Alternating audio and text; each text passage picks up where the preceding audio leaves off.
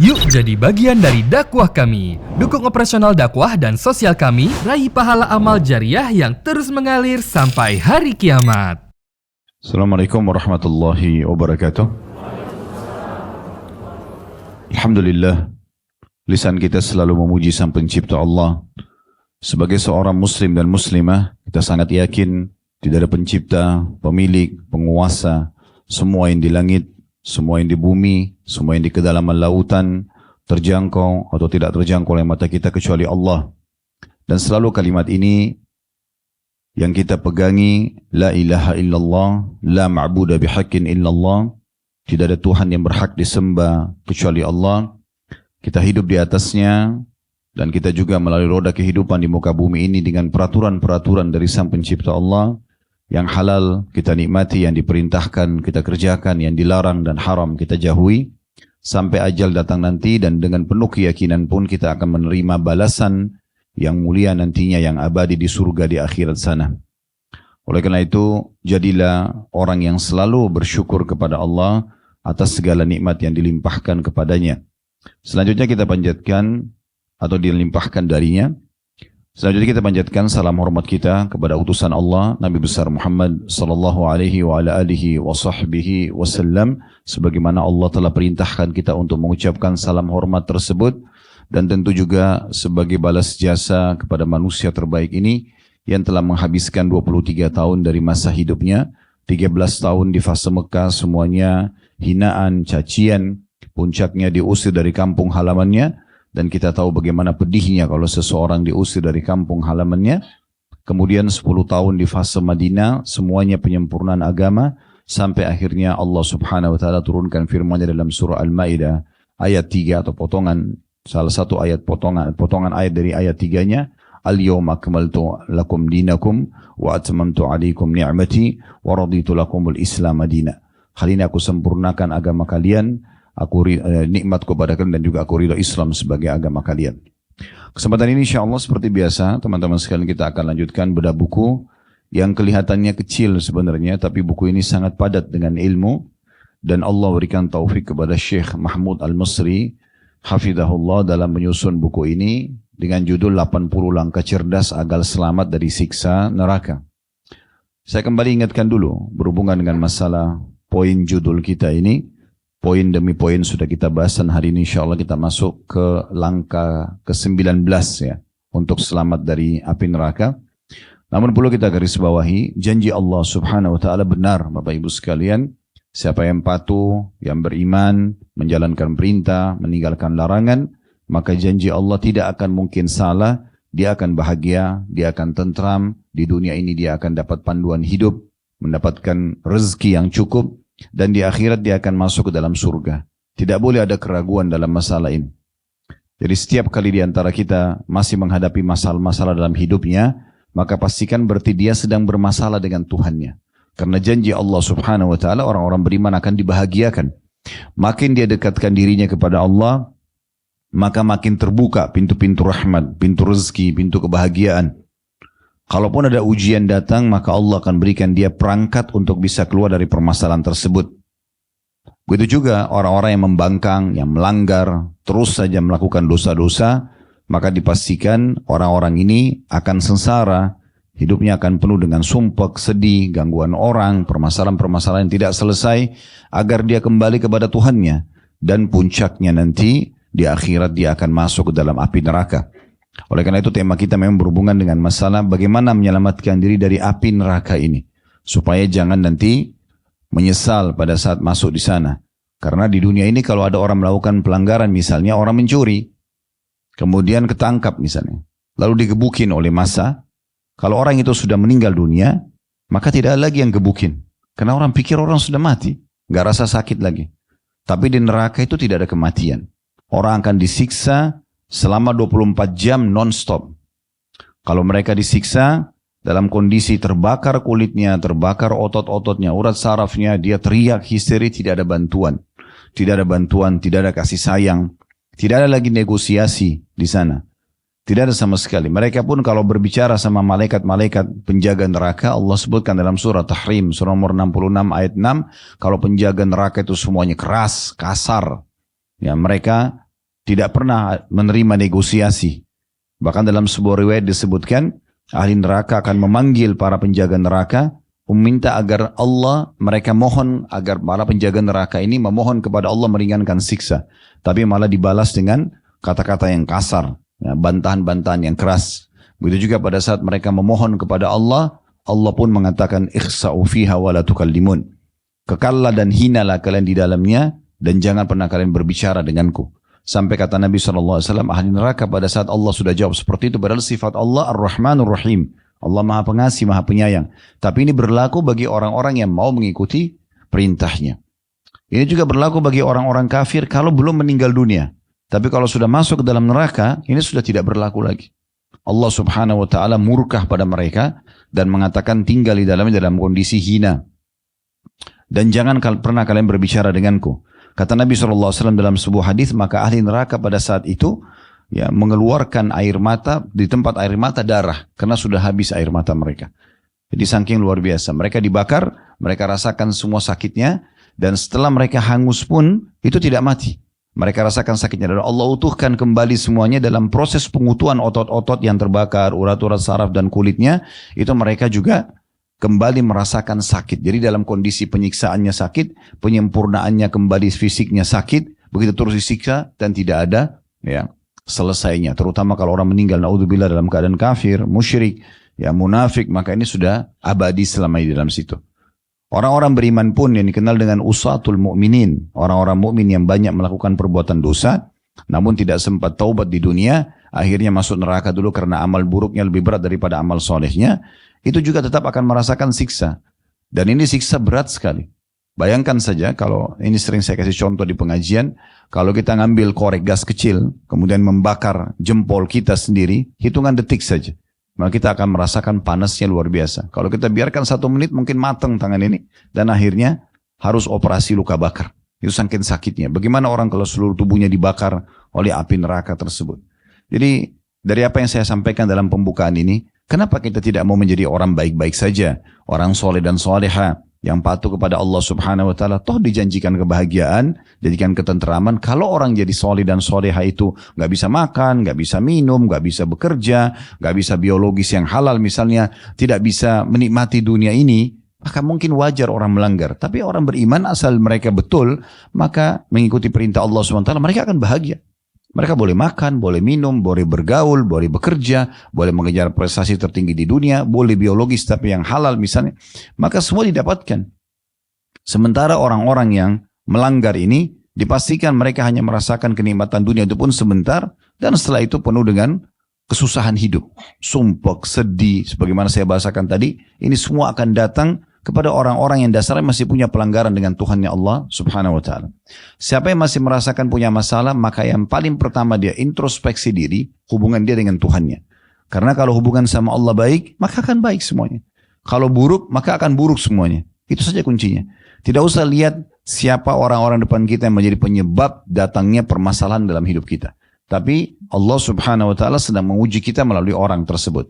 Makanya sebagian ulama salaf mengatakan, aku mengetahui aku punya dosa kepada Allah kalau aku melihat perubahan sikap pada pasangan hidupku, pada tungganganku, bahkan tikus yang ada dalam rumahku.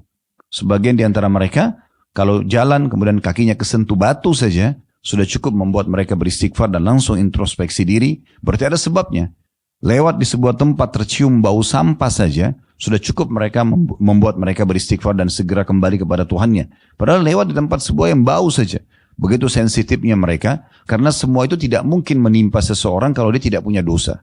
Pasti akan diselamatkan oleh Allah SWT, diberikan semuanya kebahagiaan. Sehingga matanya hanya melihat sesuatu yang menyenangkan dia, telinganya akan mendengarkan sesuatu yang menyenangkan dia, hidungnya akan hanya menghirup sesuatu yang menyenangkan buat dia, mulutnya, lidahnya akan mengecap dan mengucap sesuatu atau merasakan makanan juga yang hanya nikmat buat dia, badannya selalu sehat dan seterusnya.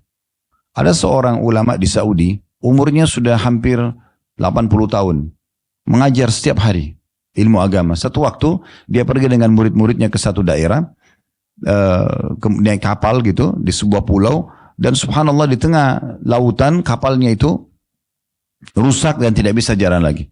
Mereka juga tidak punya bantuan, sehingga akhirnya harus berenang cukup jauh tempatnya, Dan pada saat sebelum kejadian ini, semua muridnya mengetahui Syekh ini orangnya sangat bersahaja, orangnya sangat tenang. Seperti orang yang cuma betul-betul datang antara dia dengan buku untuk mengajar.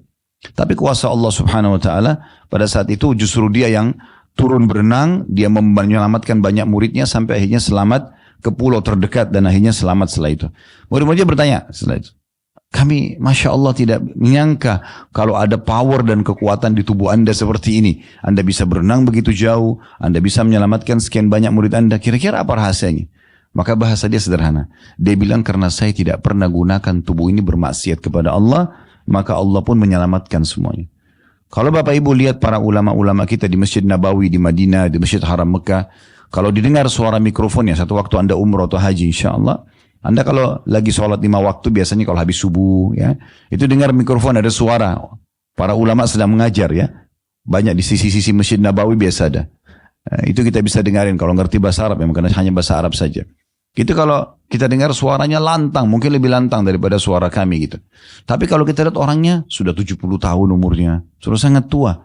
Masya Allah penglihatannya masih tajam, pendengarannya masih bagus. Kenapa Allah berkahi?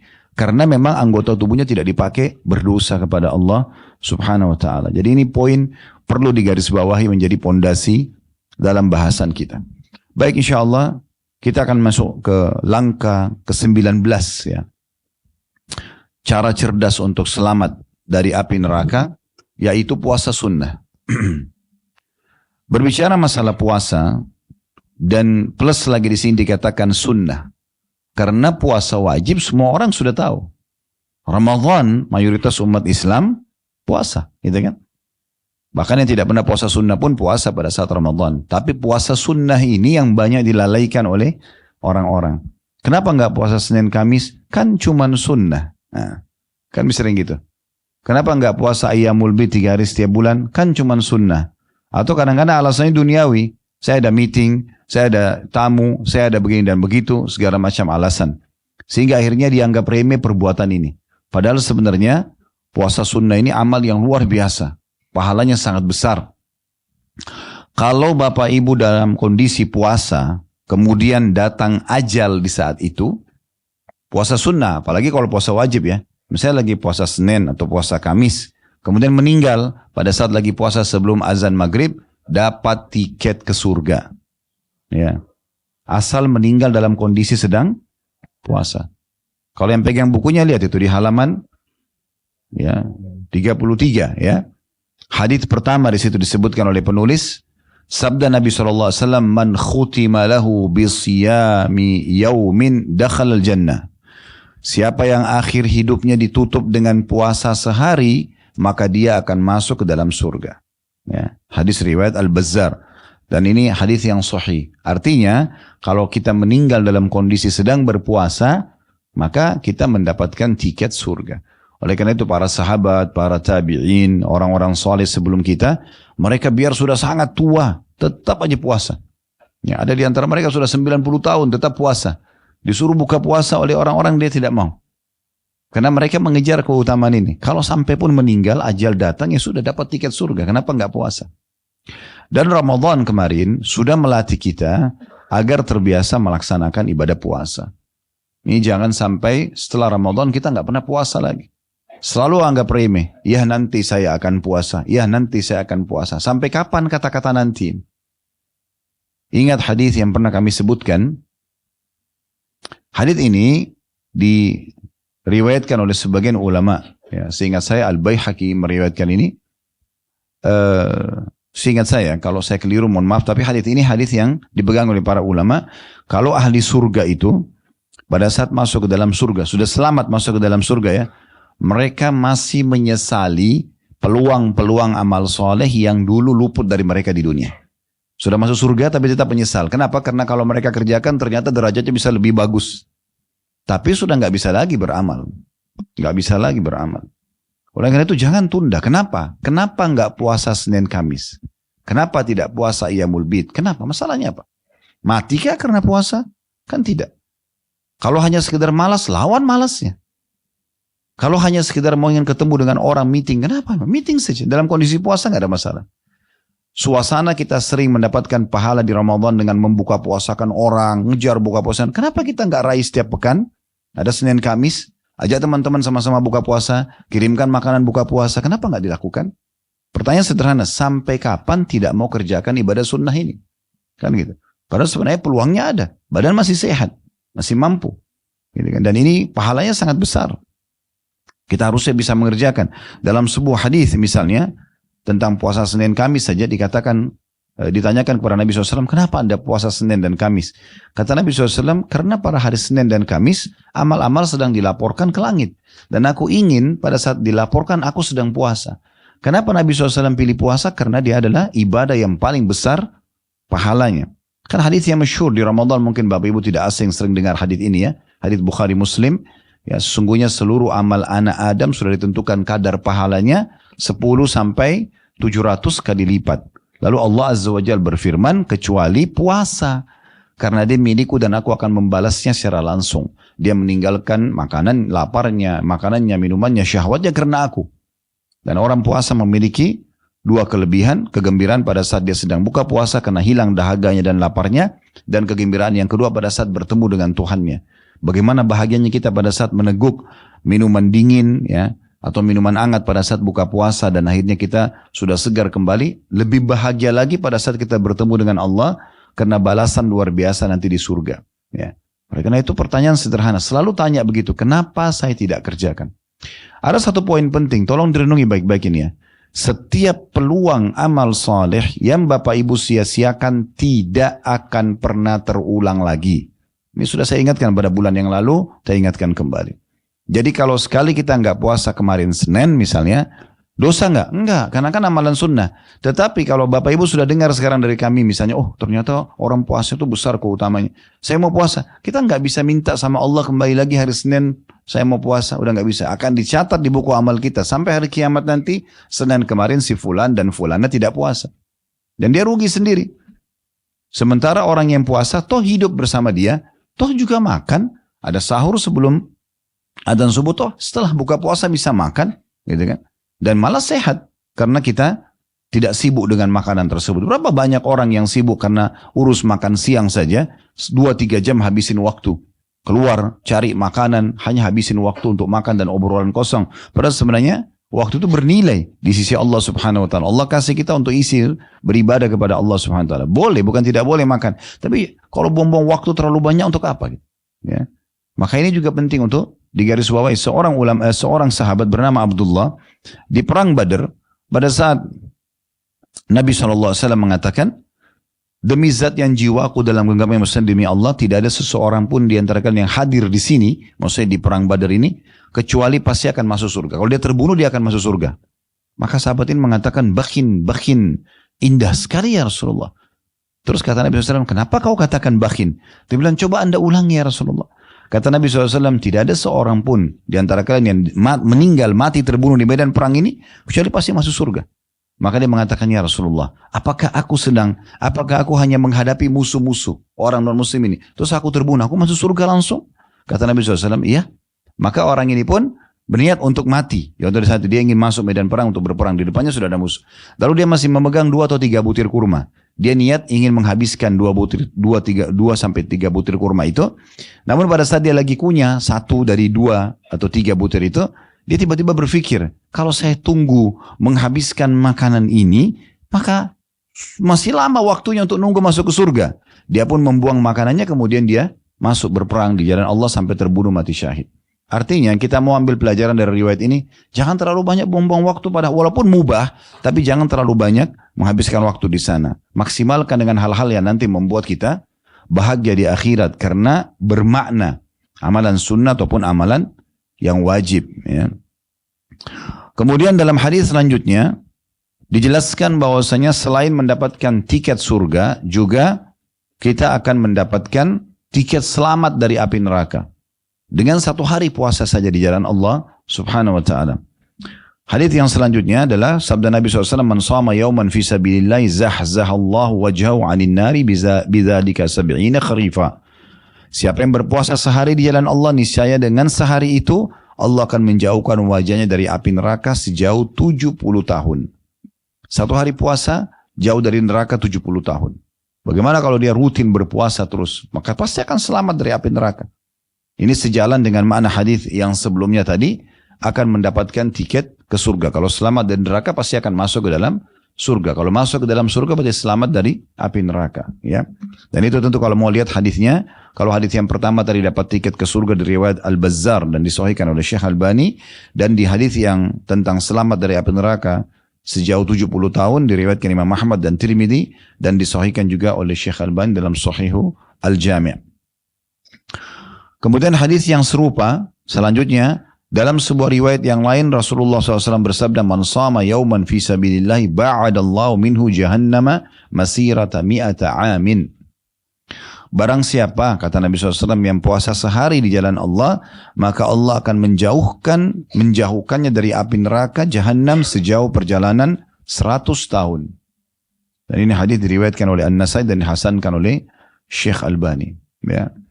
Jadi sampai sini dulu kita jelaskan lebih jauh tentang masalah puasa ini. Jadi sekali lagi saya tanyakan kepada Bapak Ibu sekalian, sampai kapan kita tidak mau puasa-puasa sunnah ini? Ya, kalau Bapak Ibu ingin mencari uzur, maka akan ada 1000 uzur. Pasti akan ada 1000 alasan. Apalagi kalau setan yang bisikin. Ya, apalagi kadang-kadang sugestinya negatif. Nanti lapar, nanti haus. Kalau ini terus alasannya kira-kira kapan? Kan tidak mungkin gitu kan. Bahkan orang yang puasa itu sebenarnya lebih banyak dikasih rezeki. Biasanya kalau kita bertamu ke rumah orang atau ada acara, pas diundang makan, maaf saya lagi puasa. Kan nanti biasa dibungkusin itu banyak. Biasanya lebih banyak rezeki. Kenapa harus takut kehabisan makanan? Orang lebih hormatin gitu.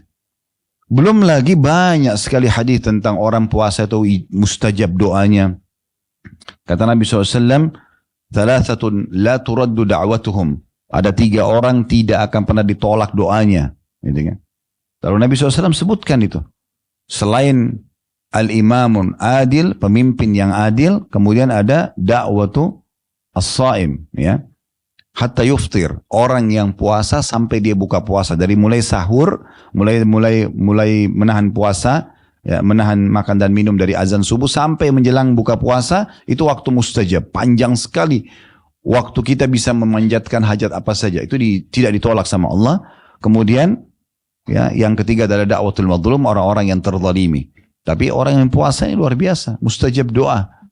Kalau seandainya kita punya hajat Bapak Ibu sekalian, misal kita butuh dengan 1 orang pemimpin wilayah, anggaplah kalau di Jakarta misalnya selatan, wali kota misalnya, ada urusan surat tanah kita ingin dibantu misalnya, atau ada urusan apalah yang kita ingin selesaikan dan butuh beliau. Kemudian dia memberikan syarat, boleh ya datang ke saya jam sekian sampai jam sekian. Saya yakin Bapak Ibu tidak akan luputkan waktu itu kan. Kita akan betul-betul perhatikan jamnya. Misalnya jam 8 hanya sampai setengah 9 pagi.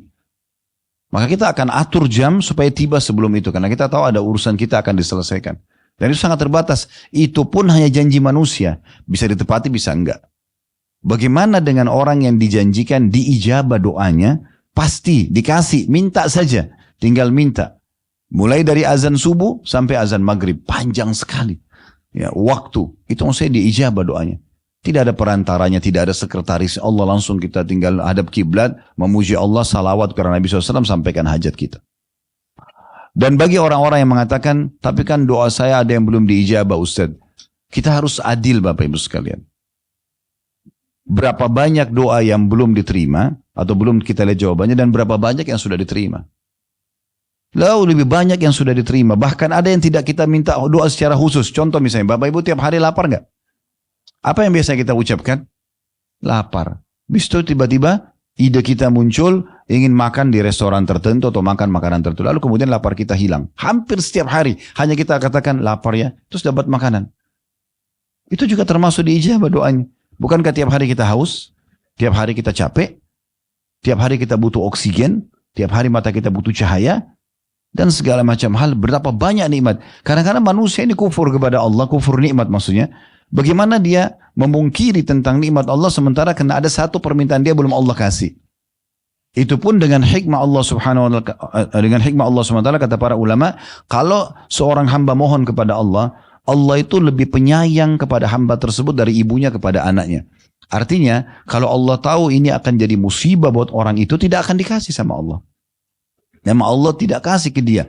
Maka karena Allah lebih tahu kalau dikasih ini orang akan jadi masalah. Tapi tetap ada pahala dari doa yang dia panjatkan. Dari doa yang dia panjatkan. Nah gitu. Jadi tidak perlu kita sangka buruk dengan Allah Subhanahu wa taala. Ini salah satu yang didapatkan kalau orang sedang puasa juga.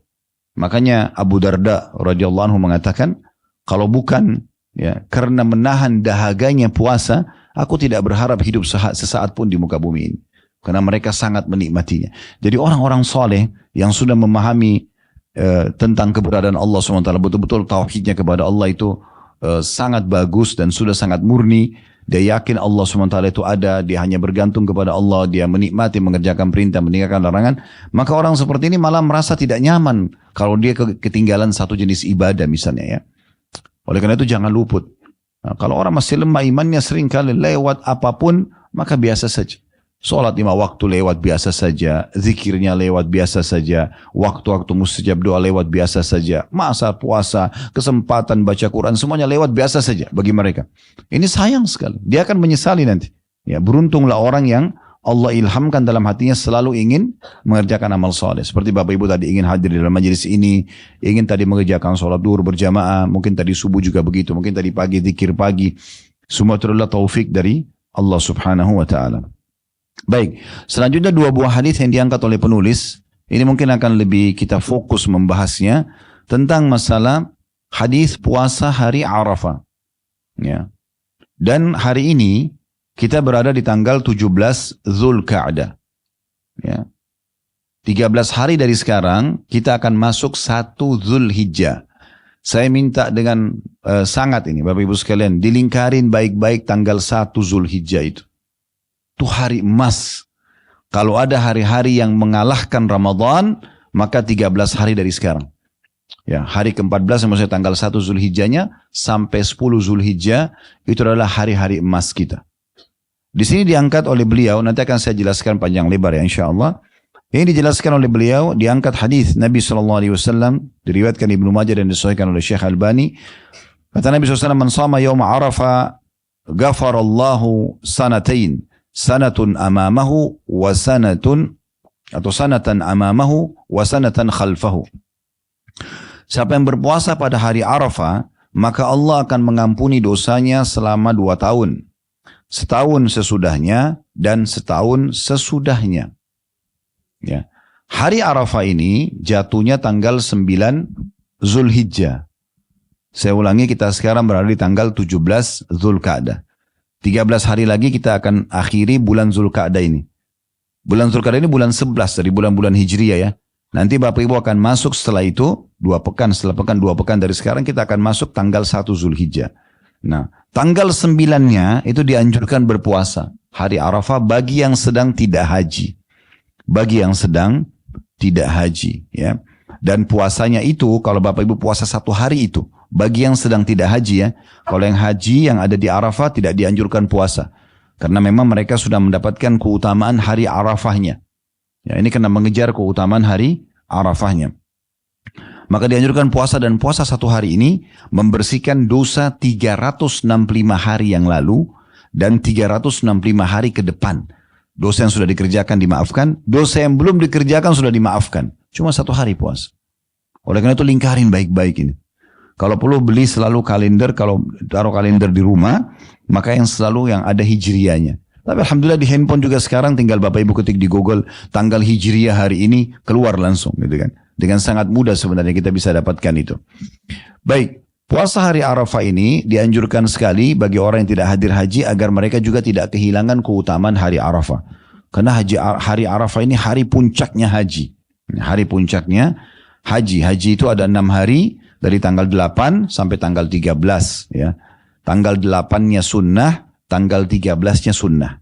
Tanggal 8 hari tarwiyah, hari jemaah haji pakai ihram, kemudian mereka masuk ke Mina, mereka sholat duhur 2 rakaat di waktu duhur, asar di waktu asar 2 rakaat, maghrib di waktu maghrib 3, isya di waktu isya 2 rakaat. Jadi khusus sholat yang 4 rakaat di qasar pada saat itu, tapi di waktu masing-masing. Kemudian setelah itu nginap dan tanggal 9-nya selepas waktu duha menjelang duhur semua jemaah ke Arafah. Nah ini hari puncaknya dan wajibnya haji. Di mana Nabi SAW bersabda al-hajju Arafah. Haji itu hadir di Arafah. Dan kata Nabi SAW doa yang paling afdal adalah doa di Arafah. Dan kata Nabi SAW juga dalam hadis yang lain, tidak ada hari yang lebih banyak Allah menyelamatkan hambanya dari api neraka dibandingkan hari Arafah. Oleh karena itu orang yang sudah niat haji, kemudian la qadarullah, semoga Allah tidak tadikan, tapi kalau ada orang yang seperti itu, dia sakit, sebelum dia meninggal di rumah sakit, maka di hari Arafah dipakaikan baju ihram, walaupun pakai ambulan, dengan ambulannya dia wukuf di Arafah. Karena dengan hadir di Arafah itu berarti hadir haji. Itu dari mulai waktu duhur sampai terbenam matahari. Jemaah haji pada saat itu sholat duhur asar jamak takdim, qasran. Duhur asar dijamak, digabung, dikasar, dipangkas 2 rakaat, dan ditakdim, dimajukan di waktu duhur. Setelah itu mereka memperbanyak tentunya zikir kepada Allah, berdoa dan segala macam, sampai terbenam matahari. Nah nanti maghrib isyaknya itu dijamak takhir. Di malam lebaran itu tanggal 9. Ya. Jadi kita sholat maghrib dan isya, maghrib 3 rakaat, isya 2 rakaat, dijamak, digabung, tapi ditakhirkan, diterlambatkan di waktu isya. Lebih afdal dikerjakan di Muzdalifah, tapi karena kondisi di masa kita sekarang ini tidak memungkinkan sholat di Muzdalifah karena padatnya jalanan, biasanya jemaah haji pada sholat di Arafah, tapi tetap ditakhir di waktu isya. Kemudian mereka menuju ke Muzdalifah, mereka nginap, kemudian tanggal 10-nya hari Nahar atau hari Raya Idul Adha, di situ umat Islam yang pergi haji mereka jumrah, melontar, ya. Jumrah Aqabah diistilahkan, melontar Aqabah. Aqabah itu seperti gundukan tanah agak tinggi di masa Nabi SAW dulu di situ tempat jumrah, dan sampai sekarang masih ada. Biasa juga diistilahkan dengan jumrah kubra atau melempar yang besar, ya. Jangan bilang melontar syaitan, tidak ada syaitan di situ, ya. Itu cuman simbolik karena dulu Nabi Ibrahim AS waktu mimpi melihat akan menyembelih Nabi Ismail, dan mimpi semua Nabi adalah wahyu. Kalau kita kan ada mimpi baik dari Allah, ada yang dari syaitan, ada ru'ya sadiqah, ada hilm. Tapi kalau Nabi-Nabi itu wahyu. Maka mimpi Nabi Ibrahim AS waktu menyembelih Ismail itu wahyu dari Allah. Maka dia pun menuju ke tempat titik untuk menyembelih Nabi Ismail. Nah, pada saat menuju ke sana, iblis datang godain dia supaya jangan lakukan itu. Maka Nabi Ibrahim lemparin dengan batu-batu kecil, 7 kerikil. Sehingga akhirnya iblisnya pergi. Titik yang kedua datang lagi, yang ketiga datang lagi. Jadi diperingatkan, diingatkan oleh Allah SWT kejadian tersebut dan dijadikan sebagai syariat dalam haji. Gitu. Jadi tidak ada syaitannya, ya. Karena di sana itu jumrah, kadang-kadang saya lihat ada yang lempar sendalnya, Bismillah Allahu Akbar, kira ada syaitan. Ada yang lempar batu besar, ada yang lempar kayu. Kerikil kecil saja. Bismillah Allah Akbar dan pelan-pelan, tidak usah teriak-teriak. Ya. Nah intinya pada saat itu orang jumrah, hari Raya Idul Adha, atau dia juga bisa mengerjakan perintah yang lain, yaitu tawaf ifadah, tawaf wajibnya haji dan juga sa'i, atau dia berkurban haji. Kalau hajinya ibu dan bapak tamattu itu berarti umrah dulu baru haji. Umumnya jemaah haji kita pakai ini, ya, dan ini haji yang paling afdal. Kita umrah dulu, tahallul semuanya, selesai umrah, kemudian kita menunggu tanggal 8 baru kita ihram untuk haji. Nah di situ menyembelih. Kalau 3 perbuatan ini sudah dikerjakan, kita sudah jumrah Aqabah, kita sudah tawaf ifadah dan juga sa'i, kemudian juga haji menyembelih hewan, maka berarti sudah boleh tahallul dan halal semuanya, termasuk hubungan suami istri. Tapi kalau seandainya yang dikerjakan baru jumrah, atau salah satunya lah, atau tawaf ifadah atau haji, ya, maka berarti dia hanya boleh tahallul, semua boleh, makan pakai baju biasa, mungkin potong kuku dan segala macam, mandi pakai sampo dan sabun, tapi dia belum boleh interaksi biologi suami istri sampai dilengkapkan 3 hal ini. Kemudian setelah itu nginap di Mina di hari Nahar, hari Idul Adha, kemudian sampai hari Tasyrik terakhir 11, 12, 13. Nah, cuma tanggal 11, 12, 13 itu jumrahnya 3. Kecil, sedang, besar, sugra, wusta, dan kubra atau aqabah.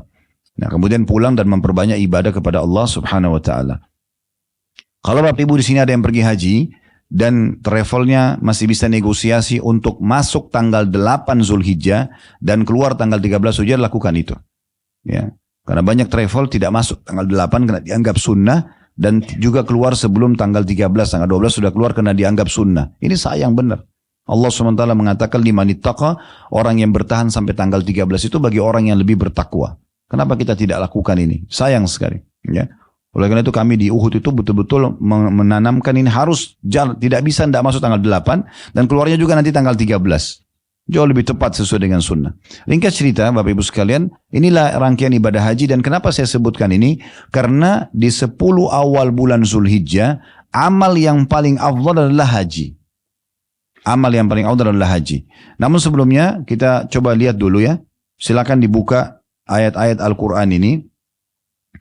Supaya kita tahu tentang kedudukan 10 awal bulan Zulhijjah ini. Yang pertama itu tentunya surah Al-Fajr yang sangat masyhur, surah Al-Fajr ya. Di ayat 1 dan ayat 2-nya saya bacakan wal fajri walayalin ashr. Kalau mau ditambah dengan ayat 3-nya wasyaf'i wal watr, itu juga bisa ya. Wal fajri maksudnya demi waktu subuh. Kemudian walayalin ashr dan 10 malam berturut-turut sebelum subuh itu. Wasyaf'i wal watr dan hari ke-8-nya juga hari ke-9-nya. Nah surah Al-Fajr 3 ayat pertama ini bicara tentang 10 awal bulan Zulhijjah. Nah ini yang saya bahasakan tadi 13 hari dari sekarang kita akan masuk 1 Zulhijjah. Nah ini hari-hari emas kita nih. Nah Allah sebutkan di sini. Wal fajr, wawunya ini wawu qasam. Wawu qasam itu wawu sumpah. Allah bersumpah di sini. Ya. Dan fajar maksudnya subuh. Ada yang mengatakan subuh semuanya 10 hari itu. Dari 1 Zulhijjah sampai 10 Zulhijjah. Ada yang mengatakan subuhnya Idul Adha. Dan dari ayat ini, ulama mengatakan Idul Adha lebih afdal daripada Idul Fitri. Idul Fitri biasanya lebih ramai di Indonesia ya. Padahal sebenarnya kalau lebih afdalnya adalah Idul Adha-nya. Karena Allah berfirman, setelah sholat Idul Fitri kita sudah tidak ada perintah ibadah khusus. Jadi boleh silaturahim keluarga, boleh buat aktivitas selama tidak haram dalam agama boleh saja. Tapi kalau selepas sholat Idul Adha, Allah bilang fasholli li rabbika wanhar. Sholatlah Idul Adha itu hai Muhammad dan berkurbanlah setelahnya. Jadi setelah sholat Idul Adha ada ibadah kurban, berarti dia lebih afdal ya daripada Idul Fitri. Terlebih lagi dia juga masuk di 10 awal bulan Zulhijjah. Nanti kita jelaskan hadisnya ya. Kenapa 10 awal bulan ini lebih afdal daripada hari-hari yang lainnya. Kemudian Allah mengatakan walayalin ashr dan 10 malam berturut-turut sebelum subuh itu. Ini sebagian ulama ada yang berpendapat begini. 10 awal bulan Zulhijjah lebih afdal daripada 10 terakhir Ramadan. Ya. Ini 13 hari dari sekarang ini. Bapak Ibu akan masuk 10 hari nantinya, 1 sampai 10 hari lebih afdal daripada 10 terakhir Ramadan yang ada Lailatul Qadarnya. Kenapa? Karena Lailatul Qadar kita kejar cuma 1 malam. Tapi di sini Allah bilang demi subuh Idul Adha dan kejarlah 10 malam berturut-turut sebelumnya, bukan malam ganjil saja. Artinya selama 10 malam kita dianjurkan untuk menghidupkan sholat malamnya. Ya. Kemudian Allah bilang wasyafi'i wal watr dan hari 8-nya dan juga hari ke-9-nya. Itulah hari Tarwiyah tadi, hari pertama haji dan hari Arafah tanggal 9-nya. Nah, di sini Allah sebutkan, di sini disinggung tentang masalah ya, hari ke-9 yang tadi kita sedang singgung tentang puasa hari Arafah itu ya, bagi Bapak Ibu yang sedang tidak hadir di sana. Kemudian juga 10 awal bulan Zulhijjah ini Bapak Ibu sekalian masuk dalam hari-hari yang Allah subhanahu wa ta'ala sebutkan sebagai hari-hari yang dimaklumi sebagai hari-hari haji. Hari-hari haji itu 2 bulan 10 hari. Mulai Syawal, kalau kita Idul Fitri, ya, selamat Raya Idul Fitri 1 Syawal, ya. Sering baca ya? Atau sudah lupa? 1 Syawal. Nah, bulan Syawal itu Bapak Ibu sekalian awal bulan haji. Kemudian Zulkaadah yang kita sekarang ada dan 10 awal bulan Zulhijjah. Ini dikenal dengan ya, Ashhur Ma'lumat. Bulan-bulan yang maklum, yang harus diketahui. Jadi kalau Bapak Ibu umrah di bulan Syawal atau bulan Zulkaadah, niatkan untuk umrah haji tamattu bisa. Ya, karena sudah masuk bulan-bulan haji. Nah, batasannya itu sampai 10 Zulhijjah. Full bulan Syawal, full bulan Zulkaadah dan 10 awal bulan Zulhijjah. Itu yang Allah sebutkan di dalam surah Al-Baqarah ayat 197. Ya. Yang bunyinya Al-Hajju Ashurun Ma'lumat. Haji itu adalah bulan-bulan yang ma'lumat, maksudnya yang sudah ditentukan oleh Allah Subhanahu wa ta'ala. Dan pada bulan-bulan ini dianjurkan untuk memperbanyak zikir kepada Allah Subhanahu wa ta'ala, terutama 10 awal bulan Zulhijjahnya nih. Puncaknya di situ. Memperbanyak zikir kepada Allah Subhanahu wa ta'ala, dan tentu kita sudah tahu juga dianjurkan berkurban di Idul Adhanya dan 3 hari setelahnya hari Tasyrik. Ya. Dan saking mulianya pada hari itu, dan kita dianjurkan untuk ya makan hewan kita, makan hewan sembelihan sampai nggak boleh orang puasa. Di hari Idul Adha nggak boleh puasa, sampai hari Tasyrik juga nggak boleh puasa. Kita puasa di tanggal 9 hari Arafahnya gitu ya. Itu Allah sebutkan di dalam surah Al-Hajj ayat 27 sampai 28. Al-Hajj surah nomor 22 ini ya, ayat 27 sampai 28. Wa'adzim fin nasi bil haji ya'tuka rijalan wa ala kulli dhamirin ya'tina min kulli fajjin 'amiq.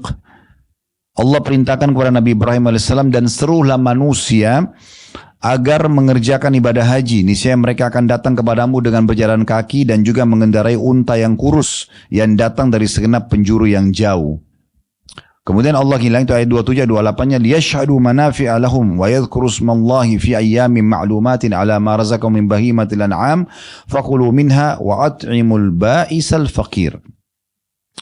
Supaya mereka menyaksikan berbagai manfaat bagi mereka, dan supaya mereka menyebut nama Allah pada hari yang telah ditentukan. Nah, ini hari yang ditentukan maksudnya tadi termasuk 10 awal bulan Zulhijjah itu. Ya. Kemudian dikatakan supaya mereka menyaksikan berbagai manfaat bagi mereka, dan supaya mereka menyebut nama Allah pada hari yang telah ditentukan atas rezeki yang telah Allah berikan kepada mereka berupa binatang ternak, maka makanlah sebagian darinya dan sebagian lagi berikanlah untuk dimakan orang-orang yang sengsara dan juga fakir. Ya. Dari sini pendapat Abdullah bin Umar, Abdullah bin Abbas, Hasan Basri, Atha, dan banyak ulama-ulama salaf dulu, mereka mengatakan adalah hari-hari yang dimaklumi termasuk 10 awal bulan Zulhijjah. Sekarang kita masuk teman-teman sekalian, 10 awal bulan Zulhijjah ini ada sebuah hadis Nabi SAW yang selalu diingatkan oleh para ulama kepada umat Islam. Termasuk kita ingatkan juga sekarang diri kita semua, termasuk diri saya tentunya. Hadis yang sahih. Hadis ini menyebutkan tentang keutamaan amal yang dikerjakan di 10 awal bulan Zulhijjah. Jadi 13 hari lagi dari sekarang yang tadi saya bilang itu ya. Hadis ini diriwayatkan Imam Bukhari berbunyi, ma min ayyamin al-amalus salihu fihi. Hadis ini diriwayatkan Abu Daud dan Tirmidzi, juga Ibnu Majah dan Imam Ahmad ya. Ma min ayyamin al-amalus salihu fiha ahabbu ila Allah min hadhil ayyam. Tidak ada satu amal soleh pun yang lebih dicintai oleh Allah melebihi amal soleh yang dilakukan pada hari-hari 10 awal bulan Zulhijjah. Jadi semua amal yang Bapak Ibu kerjakan sepanjang tahun, wajib ataupun sunnah, yang paling Allah cintai, maksudnya paling besar pahalanya, itu adalah amal-amal yang dikerjakan di 10 awal bulan Zulhijjah. Ini amal yang paling Allah cintai. Qalu ya Rasulullah, walal jihadu fi sabilillah. Maka para sahabat mengatakan, ya Rasulullah, apakah jihad juga di jalan Allah? Keluar berperang, meninggalkan pekerjaan, meninggalkan keluarga, gitu kan? Itu juga belum bisa menyamai makna hadisnya amalan yang dikerjakan di 10 awal bulan Zulhijjah walaupun sunnah. Misalnya orang bilang subhanallah itu di 10 awal bulan Zulhijjah. Apakah jihad juga belum bisa mengalahkan amal subhanallah satu kali itu? Itu makna hadisnya. Atau mungkin sedekah dengan 1.000 rupiah. Atau mungkin baca satu ayat Al-Quran. Karena Nabi SAW bilang semua amal-amal yang dikerjakan di 10 awal bulan Zulhijjah adalah amal yang paling Allah cintai. Maka para sahabat faham, berarti ini amal yang paling afdal nih. Maka sahabat mendatangkan amal yang paling besar di mata mereka. Mereka mengatakan, apakah jihad juga di jalan Allah? Makna hadisnya belum bisa menyamai pahala amal paling sederhana yang dikerjakan 10 awal bulan Zulhijjah. Tadi saya kasih contoh satu zikir, satu ayat. Ya misalnya sedekah yang sangat kecil. Maka Nabi SAW mengatakan, qala walal jihadu fi sabilillah. Jihad pun di jalan Allah, makna hadisnya belum bisa mengalahkan pahala amalan yang dikerjakan di 10 awal bulan Zulhijjah walaupun itu sunnah. Illa rajulun kharaja bi nafsi wa mali falam yarji' min dzalika bi syai'. Kecuali satu keadaan, Ada orang yang keluar membawa jiwanya dan membawa seluruh hartanya. Dia punya 10 miliar, dibawa semua ke medan perang, diinfakkan semua di medan perang, dia pun ikut berperang, kemudian dia tidak membawa pulang keduanya. Artinya dia mati syahid, hartanya habis diinfakkan, baru bisa menyamai pahala amalan yang paling sederhana dikerjakan 10 awal bulan Zulhijjah. Oleh karena itu saya bilang ini hari-hari emas. Hati-hati, jangan sampai luput dari kita ini. Ya, ini hari-hari yang luar biasa gitu. Amalan-amalan yang dianjurkan di 10 awal bulan Zulhijjah yang paling utama adalah haji. Itu yang paling utama. Tadi sudah saya sebutkan itu ya. Saya sudah sebutkan juga 6 harinya, tanggal 8 sampai tanggal 13. Keutamanya cukup banyak ya. Kata Nabi SAW, siapa yang haji tidak rafas, tidak mengucapkan kata-kata syahwat seperti bahasa suami istri, ya, dan juga tidak fusuk, berbuat dosa secara umum, raja'at kayawma waladatu umum, maka dia akan pulang dari haji seperti baru dilahirkan oleh ibunya, gitu kan? Di dalam hadis yang lain, wal hajjul mabrur laisa lahu jazaa' illa jannah. Haji yang mabrur maksudnya mengikuti syarat dan rukun, maka tidak ada balasan kecuali surga. Itu keutamanya banyak sekali. Ini puncak ibadah yang dikerjakan di bulan Zulhijjah. Amalan yang kedua yang dianjurkan adalah berkurban, ya, berkurban. Dan Allah SWT berfirman tadi dalam ayat yang saya bacakan, fasalli rabbika wanhar. Salatlah untuk Tuhan Muhammad dan berkurbanlah setelahnya. Ya, dan memang berkurban ini bagi yang punya kemampuan jangan tidak berkurban, ya berkurban semua. Nabi SAW melarang, kata Nabi SAW, janganlah mendekati musola kami yang tidak berkurban, sementara dia punya kemampuan gitu ya. Atau kama qala Nabi SAW. Jadi itu tentang masalah berkurbannya. Dan ini dianjurkan berkurban sesuai dengan kemampuan. Kalau domba boleh atau kambing, boleh seseorang membawa nama keluarganya, 1 ekor untuk dia sama keluarganya. Kalau sapi maksimal dan unta 7 orang partisipasi dalam 1 ekor, gitu kan? Khusus keluarga boleh kalau di domba. Tapi lebih afdal kalau kita sendirian. Saya bapak ibu sendiri 1 ekor domba, sendiri 1 ekor sapi, sendiri 1 ekor unta misalnya ya. Karena pernah ada 1 orang ibu pernah ikut sama kami di yayasan untuk berkurban, karena kami tiap tahun ada program Ad-Hafam. Kemudian beliau mengatakan, Ustaz saya kirim nih untuk 1 ekor sapi. Tapi baru ada 3 nama, 4 nama. Dia, suaminya sama 2 anaknya. Saya lagi cari lagi supaya bisa masuk 3 orang lagi. Saya tanya kembali, kenapa ibu harus cari 3 orang lagi? Supaya 7 orang. Saya bilang nggak usah. Kalau cuma 4 orang saja. Malah lebih bagus, pahalanya coba dibagi 4. Kalau 7 dibagi 7 gitu kan. Kalau orang tidak punya kemampuan, kecuali dia bergabung sama orang-orang lain, maka itu baru bergabung. Ya kan? Makanya Nabi SAW pernah berkurban 2 ekor domba sendirian beliau. Domba jantan bertanduk yang berbulu putih, yang bagian mata dan kakinya berbulu hitam, gitu kan. Nabi SAW juga pernah berkurban sekitar 60 ekor unta, gitu kan. Jadi memang orang bisa berkurban sendirian, gak ada masalah. Lebih banyak lebih bagus. Nah ini ibadah yang afdal ya. Dan pada saat itu kita berbagi daging kurban tersebut kepada orang-orang susah, tapi jangan lupa kita dianjurkan juga makan sebagiannya.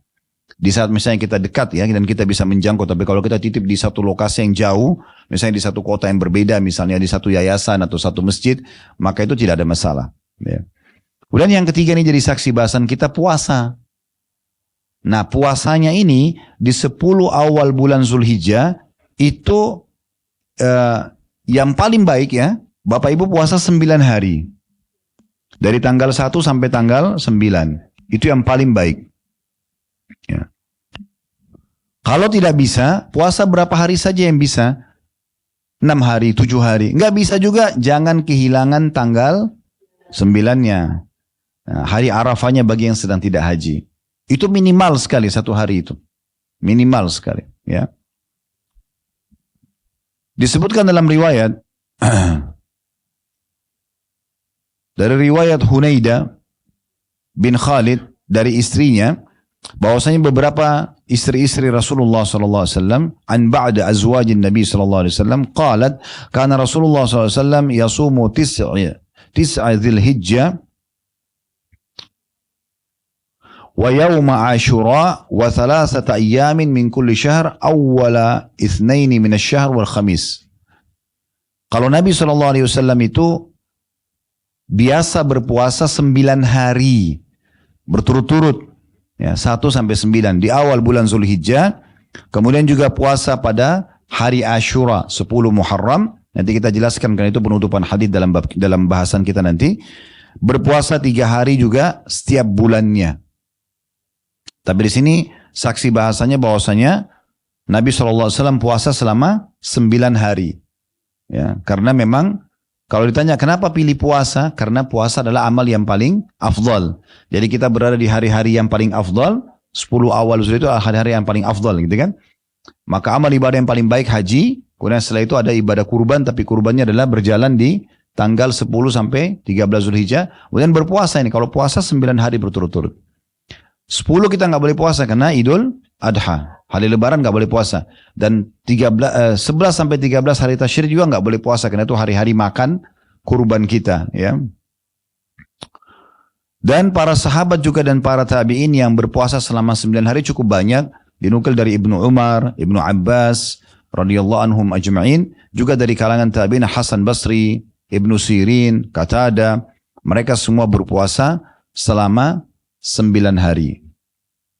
Amalan yang keempat, memperbanyak takbir, ya, tahlil, zikir secara umum. Ya. Dan ini kita bertakbir, Allahu Akbar, bertasbih, subhanallah, bertahmid, alhamdulillah, bertahlil, la ilaha illallah, kita ucapkan itu. Ya. Dan ini ada di 10 awal ini ada anjuran di 2 jenis takbir. Ada namanya mutlak, ada muqayyad. Ya. Kalau mutlak itu dia tidak terikat dengan waktu. Jadi mulai masuk awal 10 Zulhijjah kita sudah mulai bertakbir, bertahlil ya, memperbanyak itu. Lagi di kendaraan, dikatakan dalam riwayat Ibnu Umar di pasar, di jalan-jalan beliau membaca itu. Dan itu juga umumnya para sahabat membacanya sendiri saja tentunya, ya. Subhanallah, alhamdulillah, la ilaha illallah, Allahu akbar, atau Allahu akbar, la ilaha illallah, Allahu akbar, walillahil hamd. Yang biasa kita dengarkan kalau mau sholat Id ya, dikomandangkan. Nah itu anjurannya kalau 10 awal bulan Zulhijjah itu dibaca dari awal Zulhijjah sampai ya akhir hari Tasyrik gitu ya. Ibnu Abbas berkata, radhiyallahu anhu berkata, berzikirlah kalian pada Allah di hari-hari yang ditentukan yaitu 10 awal bulan Zulhijjah dan juga pada hari-hari Tasyrik ya. Ibnu Umar, Abu Hurairah, mereka perlu keluar ke pasar selama 10 hari pertama bulan Zulhijjah lalu mereka bertakbir, lantas manusia pun mengikuti mereka bertakbir ya. Tapi ini maksudnya sendiri-sendiri masing-masing begitu mendengar Allahu Akbar, jadi orang dengar, oh orang ingat, orang jadi takbir. Nah ini kita perbanyak di jalan-jalan, kayak kita lagi di mobil, lagi di motor, lagi jalan, lagi di rumah, ibu-ibu lagi bersihin rumah, lagi ngurus anak. Pokoknya kita selama bukan di tempat yang dilarang zikir, maaf, bukan di WC, maka kita berzikir saja. Perbanyak terutama di saat itu ya. Seperti yang biasa Bapak Ibu dengar ya, Allahu Akbar, la ilaha illallah, Allahu Akbar, walillahil hamd. Kita ulang-ulangi itu ya. Ini termasuk amalan yang sangat dianjurkan. Yang keempat ya, ada itu tadi takbir mutlak. Kalau takbir muqayyad terikat dengan waktu ya. Nah ini biasanya dikerjakan selepas sholat berjamaah atau sholat wajib ya. Itu dikerjakan. Kalau orang yang haji, maka mulai dari subuh hari Arafah, setiap habis sholat subuh di Arafah, nanti habis sholat duhur dan asar juga gitu kan. Itu dibaca tadi Allahu Akbar, la ilaha illallah, Allahu Akbar, walillahil hamd. Itu dibaca sampai akhir hari Tasyrik. Dari mulai subuh hari Arafah tanggal 9 sampai akhir sholat maghrib dan isya di hari Tasyrik gitu ya. Bagi orang yang tidak haji, dimulai dari sholat duhur Idul Adha ya, sampai hari Tasyrik. Tentu kita boleh takbir dari awal Zulhijjah, tapi ini kalau kita kerjakan habis sholat saja, itu terjadi di waktu-waktu yang sudah kami sebutkan tadi. Kemudian selanjutnya, setelah ya memperbanyak takbir, tahlil dan seterusnya, amal yang keempat itu ya. Amal yang kelima, memperbanyak sholat malamnya. Karena Allah kembali kepada tadi dari surah Al-Fajr ya. Allah bilang, wal fajri walayalin ashr. Dan kejarlah sholat id itu dan juga 10 malam berturut-turut sebelumnya ya. Maksudnya di situ malam-malamnya kita hidupkan dengan sholat malam, karena sebagian pendapat ulama mengatakan lebih afdal daripada 10 terakhir Ramadan, ya. Dan semua yang Bapak Ibu kerjakan lebih afdal daripada jihad. Tadi sudah kita bacakan hadisnya. Kemudian yang keberapa sekarang? Yang keenam, sholat Idul Adha-nya sendiri. Ya. Nah, ini dianjurkan sholat Idul Fitri Idul Adha ini agar dihadiri oleh semuanya ya. Anak-anak, orang tua, laki-laki, perempuan, bahkan perempuan yang berhalangan pun dianjurkan untuk keluar. Walaupun tidak ikut sholat. Untuk mendengarkan khutbahnya. Untuk mendengarkan khutbahnya. Dan dianjurkan kalau kita lagi keluar ke satu tempat sholat, melalui satu jalan, pulangnya bedakan jalannya. Ya. Begitu sunnah Nabi alaihi salatu wassalam. Ya. Kemudian yang ketujuh, memperbanyak ya doa. Tadi kan ada zikir ya, ini doa secara khusus.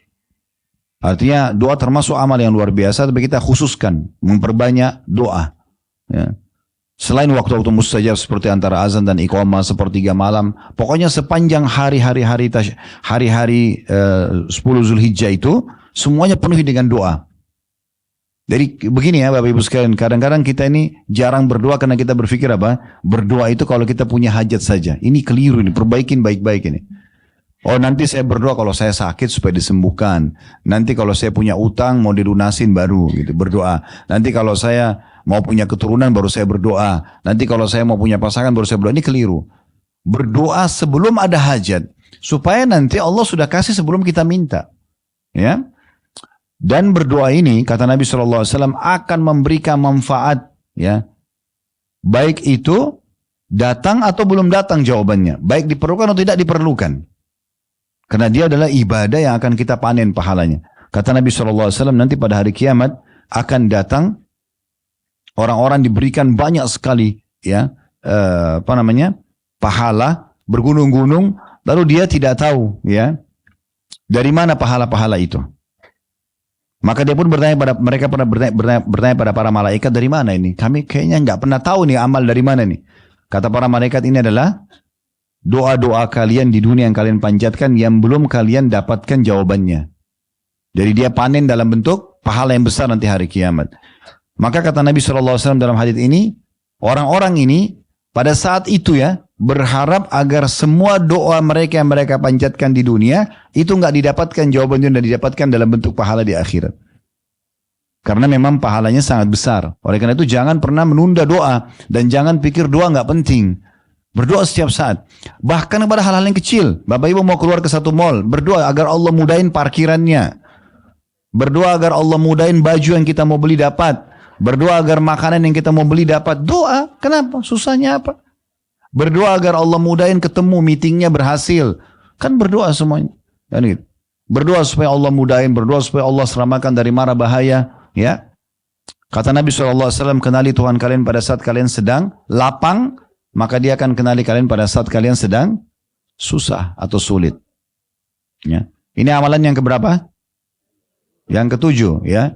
Kita masuk amalan yang kedelapan. Taubat kepada Allah Subhanahu Wa Taala. Memperbanyak taubat. Ya. Karena itu taubat juga adalah amal yang paling baik.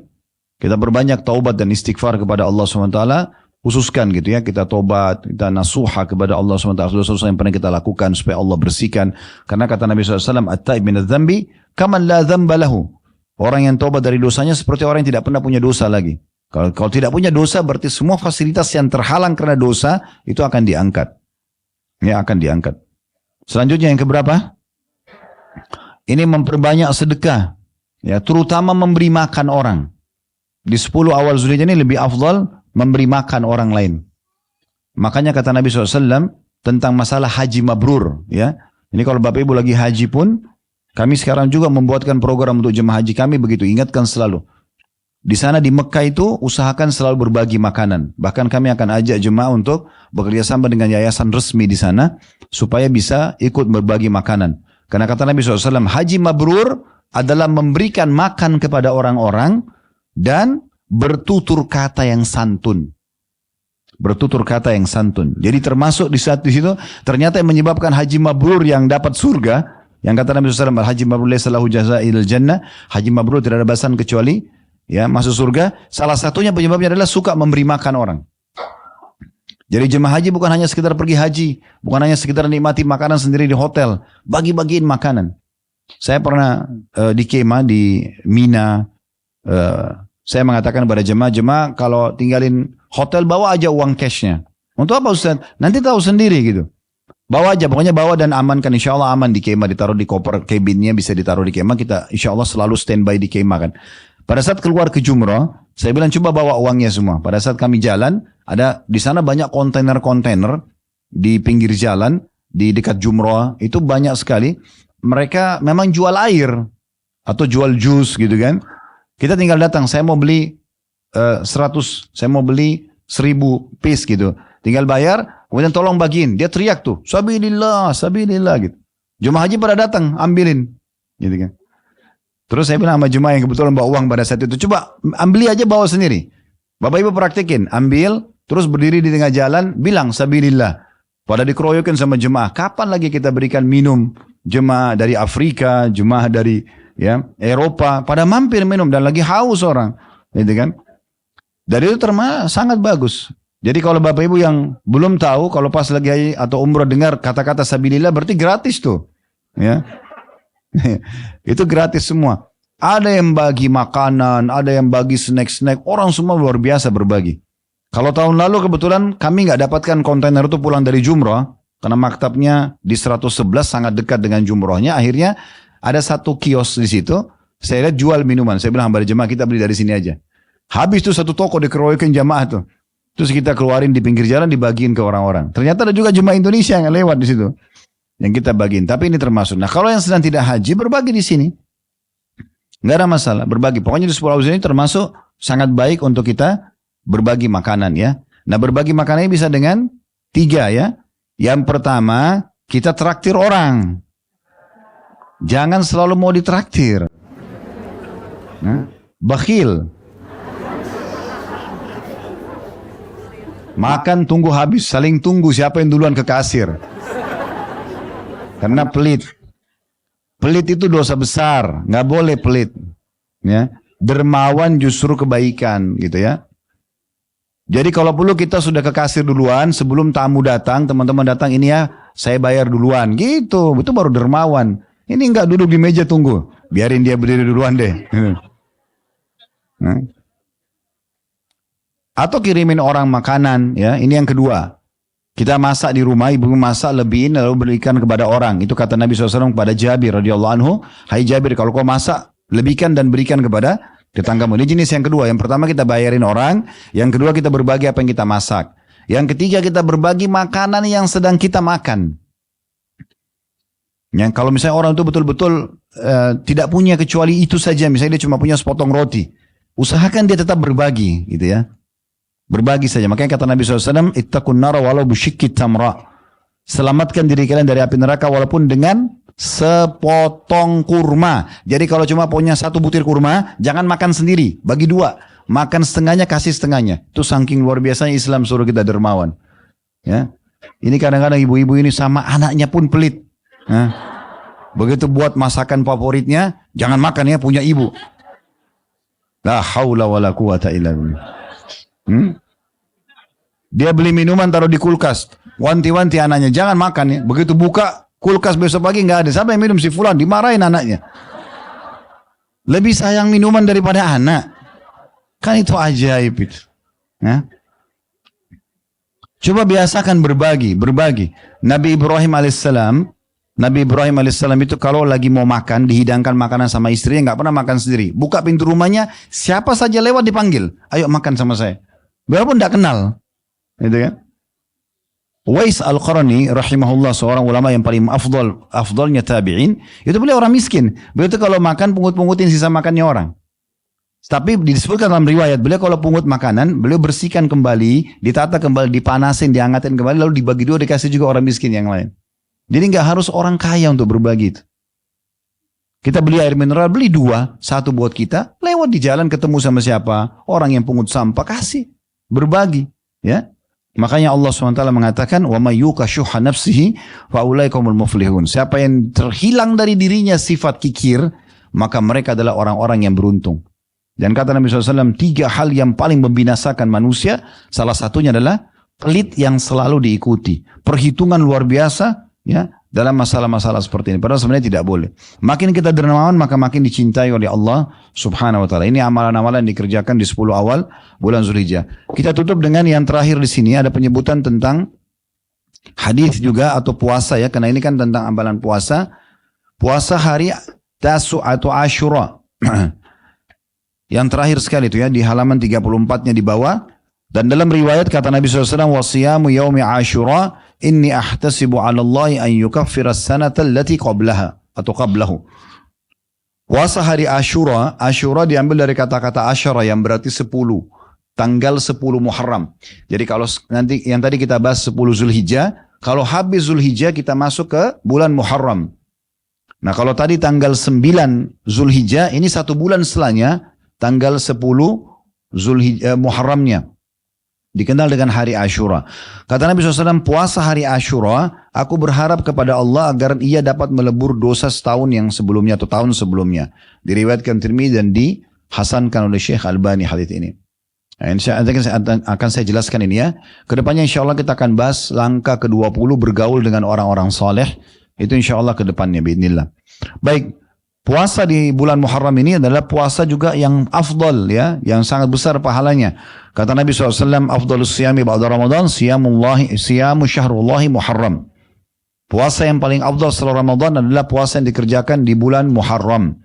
Artinya usahakan di bulan-bulan itu kita menjaga puasa Senin Kamis, puasa Ayyamul Bidnya. Cuman memang Ayyamul Bid ini maksudnya 3 hari setiap bulan ya, 13, 14, 15. Cuman di bulan Muharram ada anjuran untuk menambah dengan puasa 2 hari, 9 dan 10. Kalau 10-nya, tanggal 10 Muharram ini hadisnya tadi, bisa mengampuni dosa setahun yang lalu atau 365 hari yang lalu. Namun dianjurkan umat Islam agar menambah dengan 1 hari sebelumnya tanggal 9. Dikenal dengan puasa Tasu'a. Dari kata-kata tis'ah yang berarti hari ke-9. Kenapa? Karena di masa Nabi SAW sempat ada beberapa sahabat datang dan berkata, ya Rasulullah, sesungguhnya orang-orang Yahudi sedang berpuasa, maksudnya pada hari itu hari Ashura. Maka Nabi SAW bilang, coba tanya, kenapa mereka puasa? Jawaban ternyata dari orang Yahudi, karena hari itu 10 Muharram bagi orang Yahudi adalah hari di mana Allah selamatkan Musa dari kejaran Fir'aun. Jadi waktu Nabi Musa AS selamat lewatin Laut Merah, Fir'aun ditenggelamkan, nah itu tanggal 10 Muharram. Orang Yahudi puasa pada saat itu karena bersyukur kepada Allah, selamatnya Musa. Maka kata Nabi SAW, kami lebih berhak umat Islam terhadap Musa daripada mereka. Maka Nabi SAW suruh kita puasa hari Ashura. Dan keluarlah keutamaan tadi bisa membersihkan dosa-dosa setahun yang lalu ya. Nah cuman kenapa tanggal 9? Karena Nabi SAW menyuruh kita agar menyelisih orang Yahudi. Beliau mengatakan kalau saya masih hidup tahun depan, saya akan ikutkan 10 dengan 9-nya. Oleh karena itu dianjurkan puasa 9. Kalau yang tidak bisa misalnya 9-nya ada udurnya, dia puasa 10 sama 11 misalnya. Kalau memang tidak bisa sama sekali tanggal 10 pun bisa. Tetapi kalau bisa kita ikutkan sehari sebelum atau sehari itu lebih baik tentunya agar menyelisihi orang-orang Yahudi. Kesimpulannya tentunya kita dianjurkan memperbanyak puasa kepada Allah Subhanahu wa taala, dan apa yang kita bahas 1 jam lebih ini semuanya bertujuan untuk mengingatkan kita kembali agar jangan menunda-nunda kesempatan puasa dan amal-amal soleh yang lain. Terlebih lagi kita sudah mendekati 10 awal bulan Zulhijjah yang merupakan hari-hari emas setiap muslim.